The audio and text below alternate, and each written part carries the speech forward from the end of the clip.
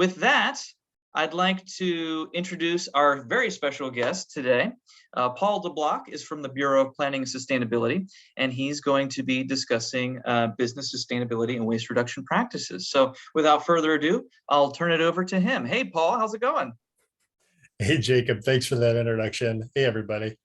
On this sunny spring day, great to be here. Thanks to Venture Portland for inviting me out. I am a part of Bureau of Planning and Sustainability at the City of Portland. I am a part of the utility. So we have managed the garbage and recycling utility here. And so many of you may know our program previously as Sustainability at Work. How many people have worked with sustainability at work? You can just raise your hand like this. Nobody? Jacob, thank you. All right, Gabby, thanks.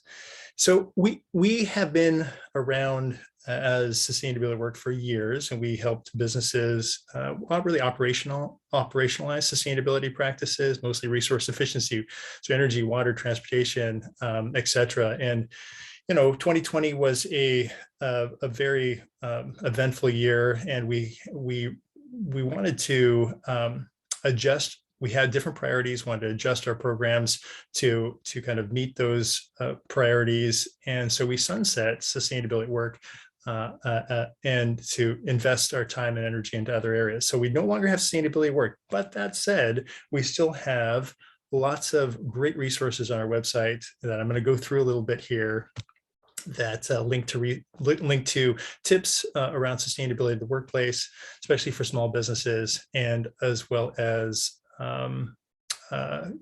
other kind of links to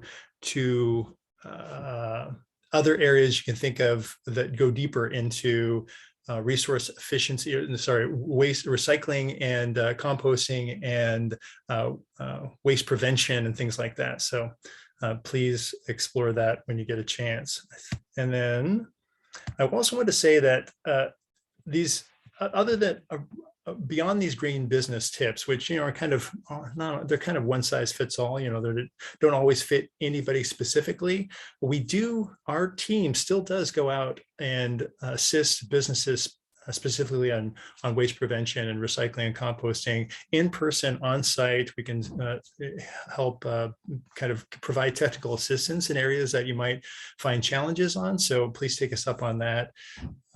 And actually today I wanted to say, since we have a relatively small group, I do want to run through my 10 slides pretty quickly and then have an interactive conversation, because I'm kind of dying to know what brings you here today, what things you really care about, what you want to talk about. So I guess with that long introduction, I want to take you through some of the slides, resource efficiency slides, actions that you might want to take, organizations you might want to connect with, on energy, water, transportation, recycling, waste prevention, and then finally touch on some social aspects of sustainability as well, which you all are already engaged in. It's by no means exhaustive, which is why I really want to leave a lot of time for us to share links in the chat, but also be able to have conversations about experiences you had that were really impactful, ideas and tips that you found particularly helpful and useful. So anyway, for that being said, let me share my slides and I'll run through them quickly. Feel free, as I'm going through these slides, to interject. Raise your hand. I'm not going to be able to see you, I don't think. So raise your hand, and then Jacob, you can call on people if they have questions or want to share stories. All right. Oops. Had some just a sharing screen. All right.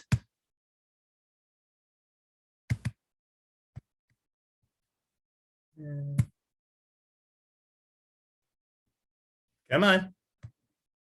Okay, can everybody see that? You can, and I can see Jacob, so you can just nod at me. Yeah, looks good. Okay. All right. So that's a pretty front page. There we go. Okay. Next, so I'm going to go through energy first, because that's one of the main things that most businesses, if you have brick and mortar location, or even if you're out of your home, have a straight kind of action to do, and that's connect with your local utility, right? Energy Trust of Oregon has this great new program, no cost lighting upgrades that many of you might already be aware of.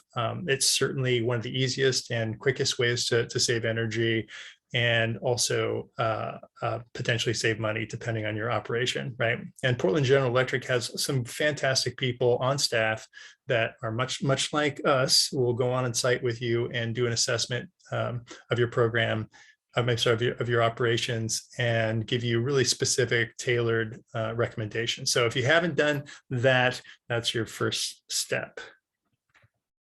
Water Bureau and cat pictures. I had to put a cat picture in there, at least every presentation I give. But so the Portland Water Bureau also has technical assistance staff. Now, many of you may not be high water users, but even the toilet, quite honestly, is pretty significant in usage, and you may not have control of that. Maybe you're in a space where your landlord, you're a tenant in a space, but still water efficiency usually gets overlooked, quite honestly. It's not as sexy, but given a leaky toilet can produce thousands and thousands of gallons every month of wasted water, it's something to take seriously. And they've got lots of resources, no matter what sort of fixtures you have, to help you save on water. Of course, BS, Bureau of Environmental Services, also has a Green Street Steward program, which I would be curious to see if anybody has experience with that, helping to clean up the bioswales and keep them functioning properly. Transportation, obviously, we get to and from places, and we get things shipped to and from us, from our businesses to customers. And there are a variety of different resources there, but it's important to, I think, really kind of first take an assessment of what kind of impact you have, and where your opportunities are. Do you have a courier service? Do you have local distribution?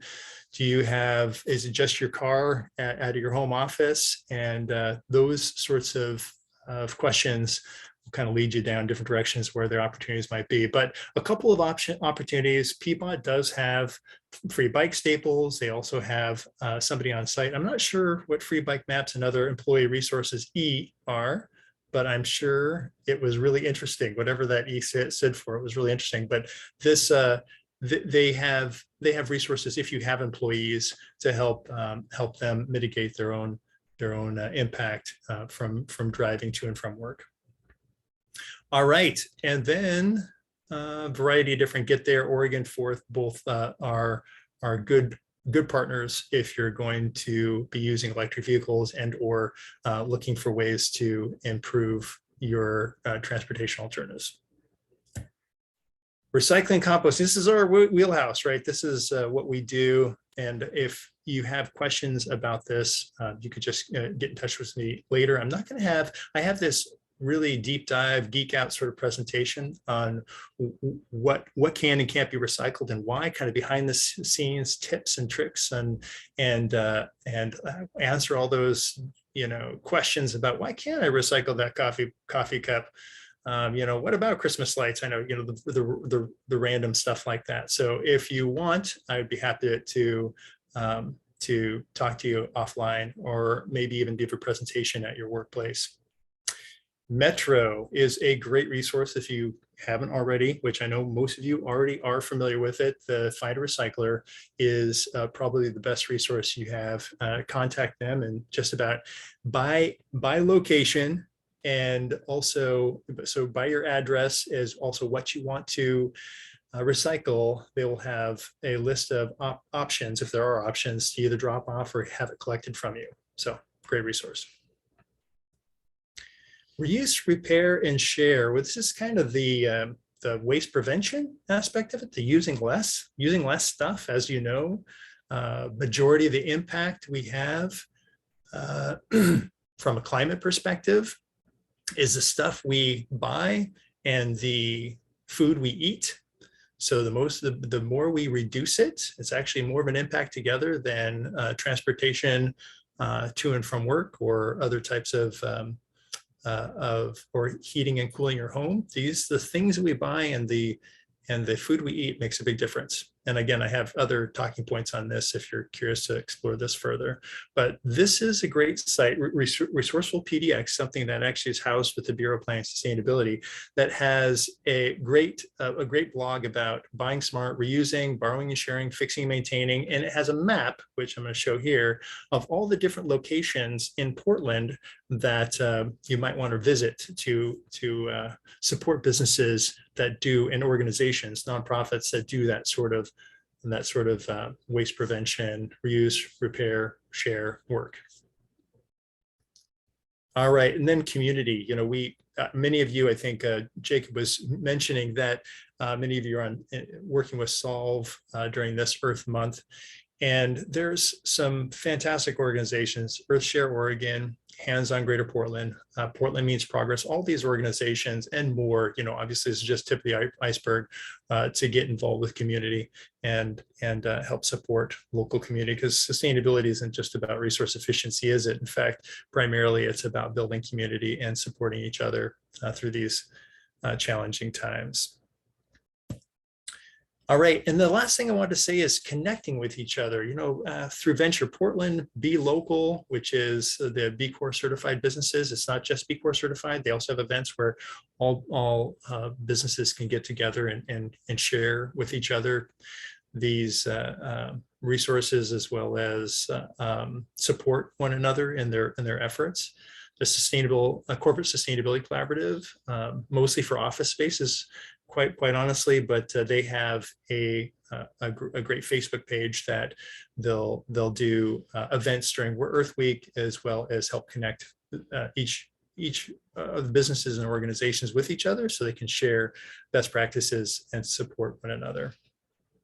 All right, that was really all I had for this kind of initial introduction. But what I don't know the audience very well, and this may be all completely old stuff to everybody here. I'm imagining most of you have been doing this sort of work, or you probably wouldn't be here right now for a really long time. So what I wanted to hear from you is what are some of the things I want to hear from you. What are some things that have really been impactful, really been resources and or organizations or other types of ideas that you would want to share with the group and spread the word on, as well as any questions and or kind of challenges that have come up that I might be able to help support with, either by connecting with somebody else or by doing some research, or by maybe supporting you with materials that we currently have.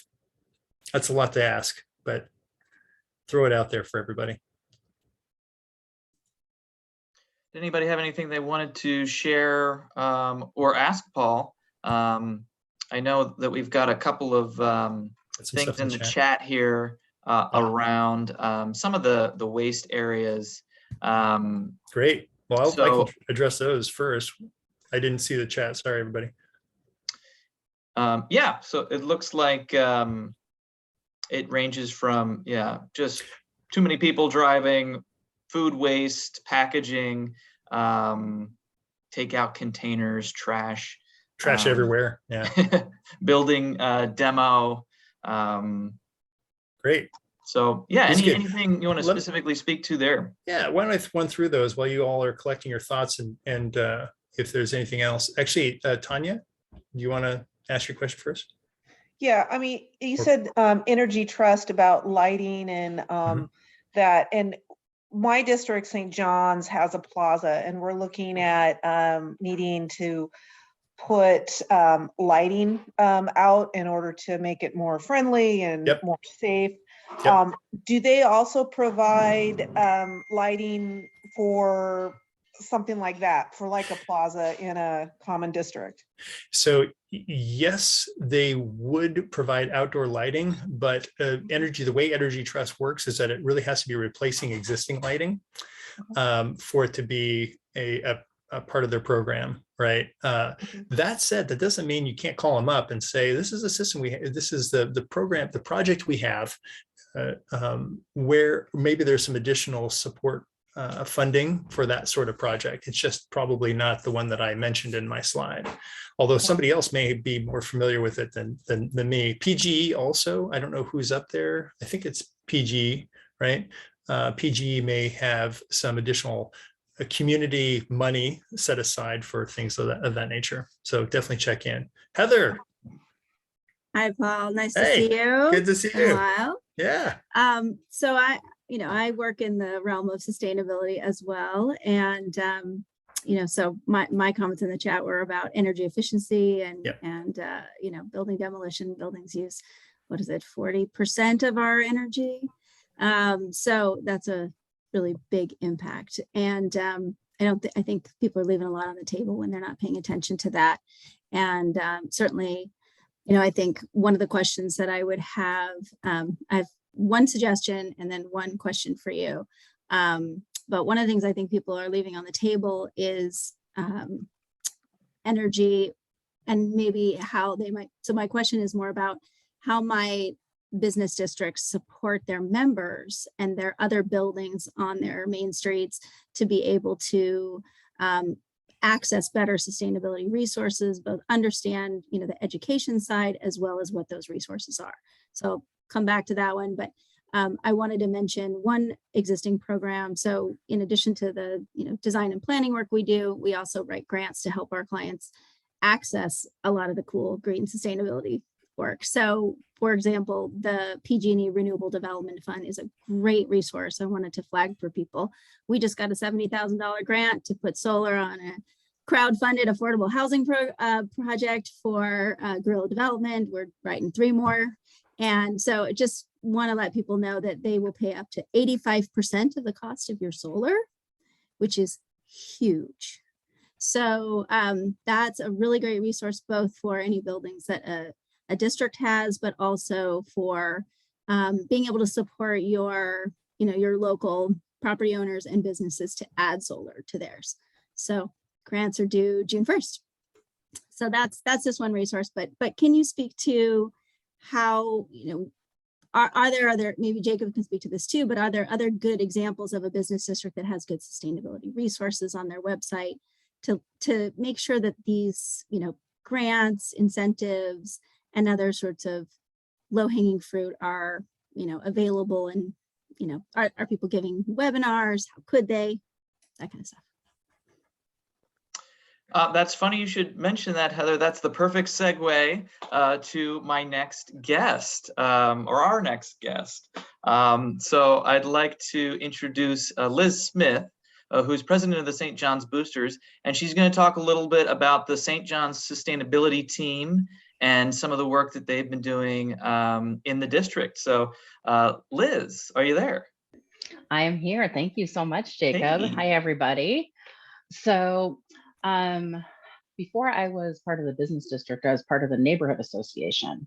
And one of the things that we would do is partner with we have 2 neighborhood associations in St. John's to help fund a yearly cleanup. And this yearly cleanup was put together by members of the St. John's Neighborhood Association. As you know, with the pandemic, everything has shifted and changed. So the new neighborhood association couldn't take on that yearly event. They had no capacity, but the former members were like, gosh, we really want to keep this going. So they formed their own sort of organization called the St. John's Sustainability Committee, specifically around keeping this, very large district-wide cleanup event going. Where this has a tie-in to the business district is that 2 of the members of that are members of the boosters through Cascade Environmental. So they already have experience and sort of like a buy-in on environmental solutions. And I'm going to put their business in the chat just so you guys can see. And I never want to miss an opportunity to promote one of our local businesses. But Jen Levy and Emily Webb have been in the neighborhood a long time. They're bringing back this event this year. And Jacob, did you have any pictures of the previous events so people can kind of see what the scale of it is? Sure, yeah, I'll share those now. Great. So these were the flyers from previous years. So it's a plant swap. It's a recycling event. It's for a lot of those big items that you just don't, you can't put out in your regular recycling. It's also like a really good community connector, but they get all those big dumpsters, they do all this work, and basically it's in a parking lot and you just drive through, you pay $5. So it's a fundraiser too, $5.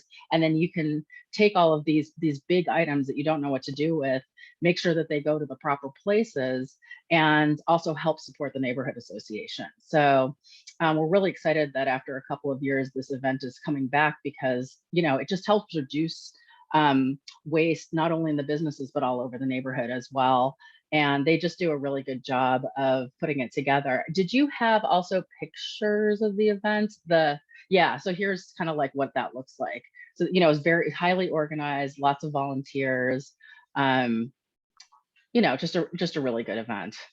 And the thing is too, that the people running it didn't have capacity to be part of the neighborhood association, attend all those meetings, but they do have capacity and interest in doing this. So maybe think outside the box a little bit to a different set of volunteers, who really have both experience and interest in this type of thing. This would be a lot for example, for my organization to put on, but they do a fabulous job of it. So we try to just support them however we can. Awesome. Thank you so much for sharing that. I think this is something that every district could do, as an annual or biannual thing, spring cleaning and whatnot, and just making it as easy as possible for both businesses and residents to, safely dispose of some of the stuff. I saw that there was a stack of paint cans kind of stacked up next to the truck there, and they had a dumpster for the stuff that's not recyclable, but just helping people understand, if they have something that might end up in the trash, there's alternatives for those things. They could essentially be reused or recycled, and people don't necessarily know that. So I think a lot of it is just informing people, making it as easy as possible for people to do something without having to drive all the way across town to a metro site to dispose of something that might be potentially hazardous or that doesn't actually belong in the trash. Anybody else have any particular events around waste reduction or sustainability that they wanted to share or talk about, or any questions for Liz about the events that take place in St. John's? I'm curious, Liz, how the plant swap works. Is that people take plants from their own gardens that they have too much of and trade with other people, or Yep. is that the basic concept? Take one, leave one. I mean, it's very grassroots. It's very much like here's the plant section. Take what you want, leave what you want. And it's not super formal. It's just, again, creating this gathering space for that type of thing. Genius. Yeah, I think not many people have thought of that, but it's a lot about making those connections, which is great. So tell that sustainability team to keep up the good work. I also wanted to. Oh, sorry. Go ahead. Sorry. Heather. I just wanted to tag on to what Liz was talking about. I put our Richmond cleanup date in the chat as well. And I love that you're doing the plant swap. We have a plant sale that's very inexpensive, but it's it draws a lot of people. We actually partner. It's a great opportunity to partner with the neighborhood association. It's a really strong community building event. So I definitely am a big fan of that. And I love that you've got that. We also do a you price it. So people will bring in, you talk about reuse, people will bring in things they don't need, other people find treasures. And so that's one of the largest ways that we've been able to make money as a neighborhood association. And so, maybe there's an opportunity to also fund more trash cans or, recycling cans or things like that, actually make that connection. But similar to what you're doing, we also bring in that resiliency side and emergency preparedness. So that's another sustainability aspect to layer in that it sounds like you guys are doing too. So it's great. And you mentioned trash cans, and I think Nancy also mentioned that Hawthorne got some trash cans recently, and I was curious. to ask Paul if there's any resources for a district that wants to get public trash cans, because I know there's some districts do have them. It's kind of randomly scattered throughout the city, but I think that's huge in keeping these commercial corridors clean. Is there anything that they can do to kind of help speed that process along if they don't have them already? Yeah, it's a good question. In fact, we've got a larger strategic plan to expand public trash cans throughout the city, primarily focusing on East County at the moment and getting as much public trash cans out there as possible. But there is a larger plan to, I don't know how many hundreds of cans to expand, but I'll send you a link. I'll drop it in the chat so you can kind of follow up with the people at the city. They're actually in our bureau as well that are managing that program, and you can ask them questions and potentially advocate for them in your district as well. That's great to hear. Yeah, it's I know it's something that's really expensive for districts to do on their own. So any way that they can get some help from the city or other organizations, I think that would really be appreciated. Yeah, Gabby, is there something you wanted to share? I actually have a question for Paul that I've just been reading in various articles that the city of Portland got some federal funding for sustainability initiatives, and I am not the most knowledgeable about how it's been going, but I would love to know like what the future vision is on a large scale and how that might affect small businesses and kind of where not the trickle down, but like how the money is potentially going to be spent and where it's going to be delegated. That's a good question. I'm not sure if that's something I can answer. The bureau is, the city is fairly siloed.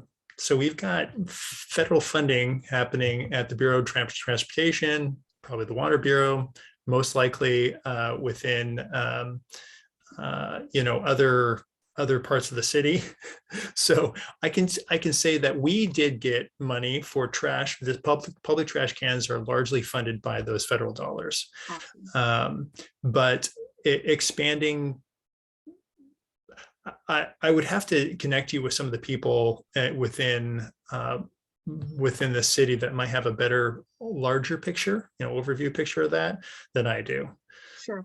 So Gabby, I'll take your email and get back to you on that. How's that? Yeah, no worries. Thanks for answering. Yeah, I would say that generally there's a bunch of money out there that's floating around. There are specific projects that they're earmarked for. So I think there's answers to those questions. I just give me a little bit of time. Cool. Thanks, Gabby. Thanks, Paul. I wanted to call attention to a link I dropped in there about community resources for trash cleanup efforts. If you haven't seen that yet, take a look at that. It's kind of a nice one-stop shop. If you find trash anywhere, there's likely a solution there or somebody to talk to about it. So check that out. And then also there's a fair amount of questions about takeout containers, food, drink, carton waste, and then like kind of those specific packaging questions, right? Is anybody interested in talking a little bit about that? Or what specific, can you ask specific questions about what your frustrations are there? Does that make sense? Yes, Tabitha. Hey, yeah, you got it. Sorry, my name is all smooshed together in my Zoom name. I'm from Feed the Mass, and we are a organization that takes rescued food items that would otherwise be going to waste and combines it with some purchased complementary ingredients and turns that into free meals that we serve to the community. We are trying to take our own commercial kitchen to zero waste ourselves, because even though we operate on a don't waste food basis, we still have some things that we can't use even. I'm here today on this like major quest to try and find every possible way that we can to compost as sustainably as possible. And it's a little difficult to find those resources. A couple of team members and I have been putting a lot of time into just tracking them down. And it's just like, why not see if somebody here is an expert and knows? Well, yeah, you've come to the right place in the sense of that's definitely part of our utility as we support businesses with their composting programs. And so I'm happy to, I don't know how many food related businesses are on the call. So I don't want to go too much detail, but Tabitha, let's follow up. And again, we've got posters and stickers and containers, and we have some best practices, tips for working with your garbage company, all that kind of stuff. And hopefully we have what you need. If we don't, we can certainly help you develop it and or get you connected with somebody who can. Awesome. One of the major things we're interested in is trying to sort of get there ahead of time before the zero food waste legislation drops in 2025. So anyone who has any info you can point us to would be great. And I'll put my email address in the chat. Sounds good. I'll follow up with you for sure. Also, if anyone on here is a business that generates a lot of food waste, check us out because we will take that off your hand and give you a tax deductible donation receipt. So there's the one question that I often get, and it may be helpful for the group in its entirety, is this idea of to-go containers, right? And there's a lot of to-go containers, and what's the best to-go container, and how can we recycle them and or compost them, and those sorts of things. And unfortunately, all to-go containers, food to-go containers, are garbage in Portland. They're all should be put in the garbage. None of them are compostable. None of them are recyclable. It's all garbage. There is an opportunity potentially to purchase to-go containers that have recycled content, which has an obvious, measurable reduction in environmental harms. That said, the biggest challenge we have there is to-go containers are designed for it to go, right? And there's not an easy way to prevent or reduce their use. So we're trying to focus on. There are some great, and actually there's one group here that I forget the name of the organization. I'm so sorry, but that provides reusable cups. And of course, there's some options for working with GoBox and things of that nature, but it's pretty small. It's pretty challenging space. So anyway, I just want to say that purchasing recycled content, and of course, using less if possible. Those are the ways that we're going to actually reduce environmental impact. Deb, sorry, I just had a question about the to-go containers. Because that was a thing that comes up constantly. So even those brown compostable containers should not go in the compost bin. Those are trash. I'm going to break some hearts here, I think. Yes, they go in the trash. And there's a couple different reasons for that. And I go into this in detail in my Geek Out deep dive into recycling and composting. But our program here is a food-only program. And there's two processes that process food. There's one that's like the big commercial composting facility where you got the big piles of food and they make it into compost, and kind of like in your backyard, only much bigger. And then there's also something called anaerobic digestion, which you feed it to bacteria, and the bacteria then produce methane, natural gas, and then you burn it for energy. And we have both of those. And we need to keep it food only so that we can provide those systems a very affordable and clean material to process. That's a short answer. The longer answer is that there are jurisdictions that do provide or that do encourage actually compostable materials like compostable plastics or compostable paper products in their compost program, but that it is it's very costly, and it actually brings a lot more garbage into the process. and ends up contaminating the end product. So the end product actually has microplastics and other plastics in it that are a big concern for us. Now, I should back up and say this is for the business. This is for business composting. I think that's where a lot of the confused faces are. The residential composting program does have some limited amount of paper products like napkins and tea bags and coffee ground filters. But other than that, and pizza boxes, other than that, that's the only thing that's available to compost in the residential program. I probably just confused a whole bunch of people, but that's our unfortunate two dual system. We've got a food only business program, and we have a residential program with paper products because they go to two different systems, two different processes.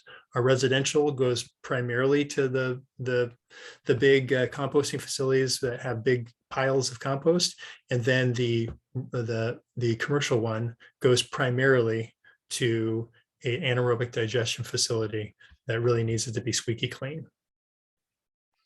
I appreciate you making that distinction. I think a lot of people might not realize that, yeah, at your business, you've got to treat composting differently than at your home. So that's a really important thing. I think that people need to be. It's a terrible design, and if we could do it over again, I would do it differently. But that's what we're stuck with at the moment. All Now, right. there was a question in the chat, and because these compostable takeout containers aren't actually compostable for in most cases. But do you know of any incentives for a business to switch over to a compostable container or partially recycled material containers? So the recycled content is a kind of a slam dunk. We know that there is an environmental benefit there. With the compostable products, it is unclear if there is an upstream environmental impact. There's a lot of business marketing around that there are, and there might be, but there's not enough. There's not enough, I think, research that we can conclusively, the city and or the governments can conclusively say that that's a better environmental product. That said, so buyer beware with that. Neither of them can be put in the composting program, so they do go in the trash. And everything that goes in the trash that is theoretically that could be degraded in the landfill is going to produce methane. And we don't want that to happen. So we do want to take food and other degradable materials, organic materials, out of the landfill. That said, there are good options on plastics and paper that have recycled content that you can source. So I want to encourage you to do that. I think, was that the question? Did I miss the question? Probably did. And also I want to say, yes, Deb from Okapi, I don't know how to pronounce that. Thank you, is one of the resource that I was trying to remember earlier, but they are one of many organizations actually that are trying to solve this problem globally about to-go containers and disposable packaging. Incentives for businesses to switch compostable takeout containers. No, there's no incentives at this time. Although compostable materials are more expensive than traditional ones, and although there is a public perception out there that compostable is better, it's not well supported as far as we can tell by the science. But at the same time, it's cheaper to buy traditional recycled content. Generally, it is to buy compostable. So there's a benefit there, even though there's no incentives. Recyclable, there's not a lot of recyclable to-go packaging out there, especially if it had food in it. Food and recycling often doesn't mix well.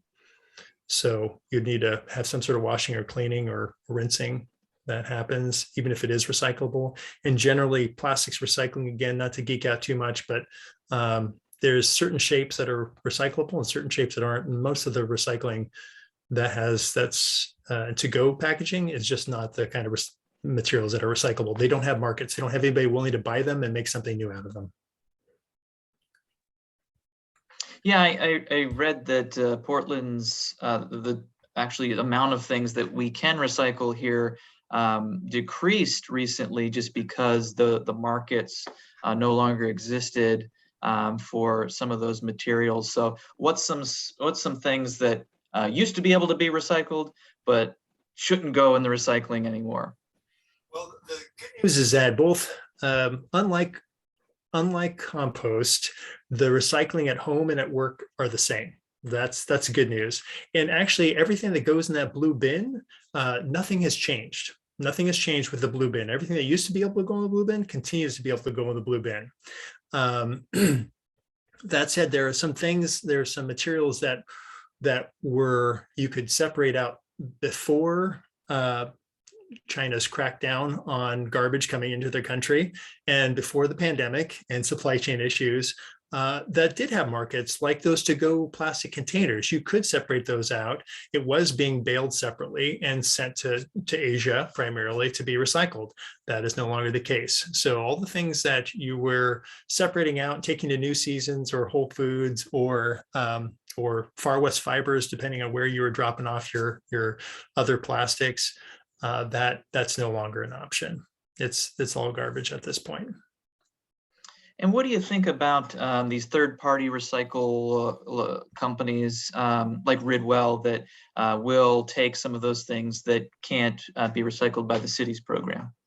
So thank you for bringing that up. And it was an oversight for me not to say it, but there are the James Recycling and Ridwell, and there are others that are interested in, and they're able to take these materials. TerraCycle was one of them. I don't know if you know of TerraCycle, but they're taking these materials, charging for them so that it doesn't matter if they can get paid for those materials because that there's funding coming in through charging for the system, and they could then have enough built up so that you could fill a tractor trailer full of this stuff baled and take it to a market. It's about the amount of material you have.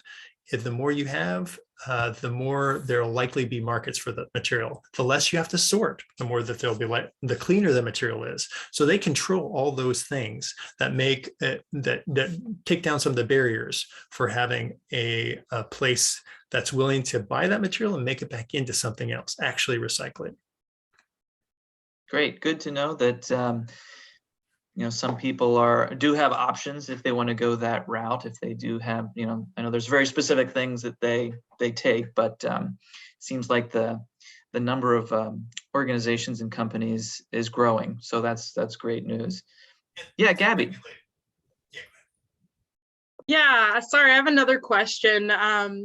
A lot of us work with many different businesses in districts. So my question is, if we go into a business and they're interested in changing their sustainability tactics or their waste reduction tactics, and you might have covered this in your presentation quickly, but is there a free consultation service that allows them to have strategies, or is all of this like these different departments and they have to kind of just tackle each one individually?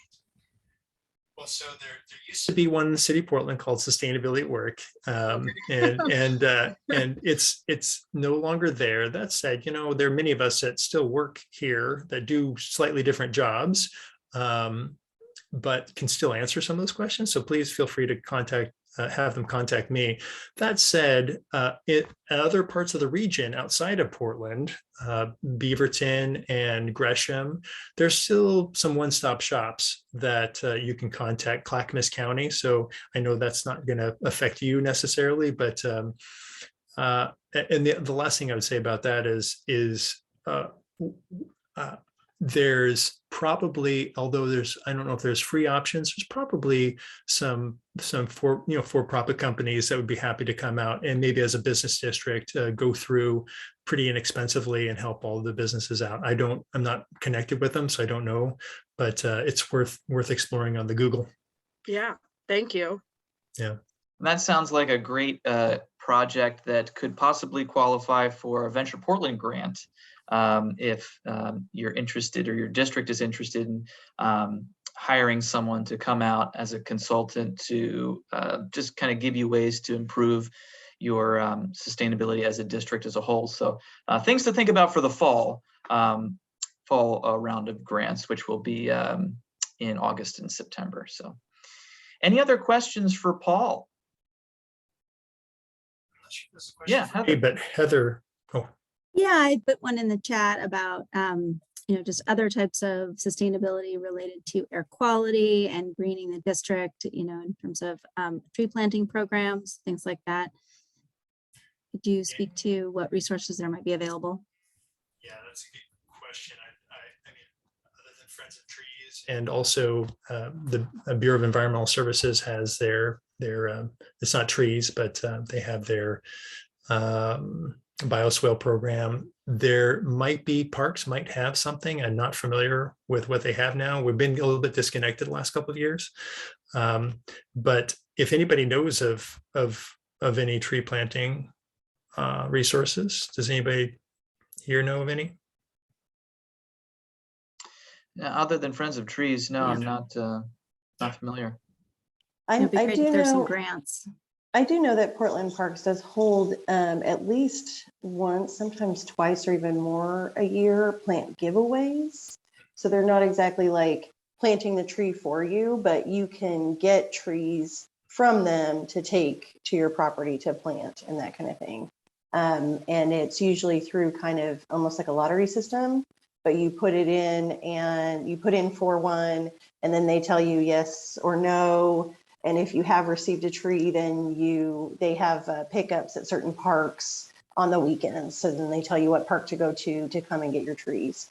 And I know several individuals who have done that for their own properties kind of thing. Yeah, thank you, Deborah. Heather, I don't know of any grants that, but I'm going to research that and I'll get back to you. Okay. I know there's some stormwater grants that BES has, I think up to $10,000. And you were talking about consultants, that do this kind of sustainability work. So if anybody's interested, that's one of the things that I do. And I wanted to, learn. I wanted to come partly because I also run PDX Main Streets, which provides pro bono support to community Main Street districts, and but also I do that on my for-profit business site. So I'll put my contact information in the chat if anyone wants to talk. I do our free consultations. Thanks, Heather. And yeah, we've discussed a ton of resources, a lot of stuff in the chat, a lot of stuff just chatting back and forth. So I'm going to compile all those resources and send out a follow-up email probably tomorrow with just to kind of help keep track of all that stuff, because there's a lot of different options out there depending on what your needs are. So I want to make sure that we can make those connections. Any other questions for Paul today, or anything you wanted to share? I saw some of you have some upcoming events, some cleanups and other types of environmental conscious events. Anybody want to give a shout out to something that people might be interested in attending?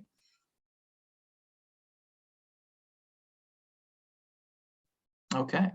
Well, I was just wondering if Nancy Chapin is still here, if she wanted to mention anything about the S2C2. Hi, I just, can you hear me? I'm on my phone instead of my computer. Actually, two things. Actually, this Saturday from 10 to noon, we'll have our monthly cleanup on Hawthorne. And on April 30th, which I think is the fourth Saturday, fifth Saturday, we'll have the 82nd Avenue cleanup. So in terms of S2C2, that's an organization that we're looking to make into a nonprofit so that we have some more opportunities for sort of district-wide improvements that so including the 5 neighborhoods around Hawthorne District, and it's in process right now, and I think it'll be exciting to be able to have a nonprofit that we can work with to get some funds that aren't available if you aren't a nonprofit. And S2C2 is Sustainable Southeast Community Coalition. that right? Yes. Yeah.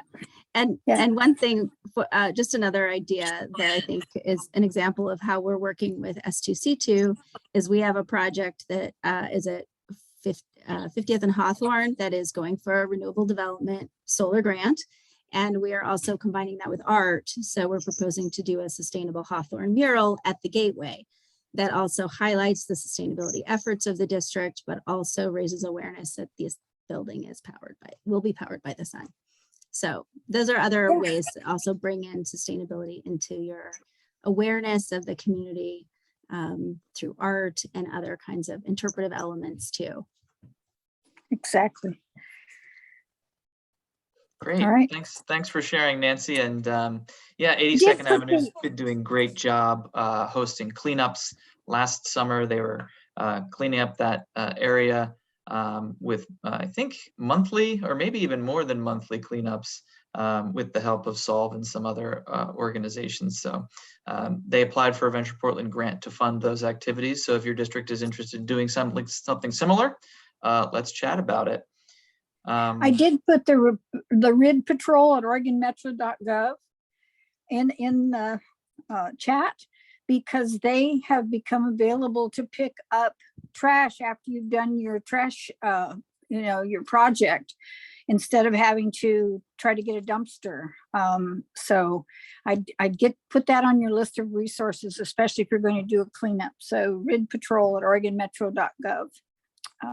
Yeah, they're a is great resource. A new resource for us. Even if you have, just a random pile of trash that got dumped in your district, you can call them up. They'll come and get it pretty quickly. So it's great resource for anybody in the metro area to use. Yeah. All right. Okay, well, I think we're almost at time here. So unless there's any other questions for Paul, we'll go ahead and end for the day. And yeah, expect to hear or receive a follow-up email from me in the next couple of days. And yeah, let's talk about how we can make our districts more sustainable. And yeah, Paul just dropped his email into the chat. So Paul, is it okay if people reach out to you if they need more information on anything we discussed? Of course, and if I don't have the answer, I'll try and find it for you. And then I guess I would say feel free to forward on my my slides if it's helpful to anybody. There's no secrets there. We can share it widely. Cool. Yeah, I'll definitely include Paul's slides in all the other resources that we send. So thanks everybody for being here. Thank you to our guest, Paul DeBlock from the Bureau of Planning and Sustainability, and Liz Smith from the St. John's Boosters. Yeah, have a great rest of your day, everybody. Happy Earth Month.